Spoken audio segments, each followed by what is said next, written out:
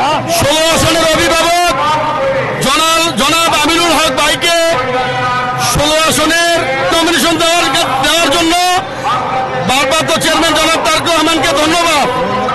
আমিনুল হক ভাই আমাদের দায়িত্ব পাওয়াতে আমরা অনেক খুশি। বৃহত্তর মিরপুর পল্লবীবাসী খুশি। আমি একজন গুম পরিবারের সদস্য। আমার আপন ছোট ভাই তরিকুল ইসলাম তারা গুম।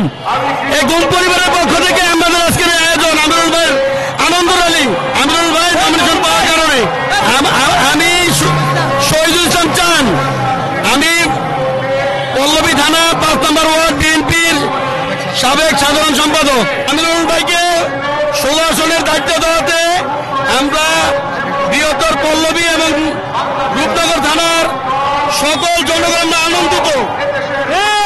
এই জন্য আজকে আমাদের আনন্দ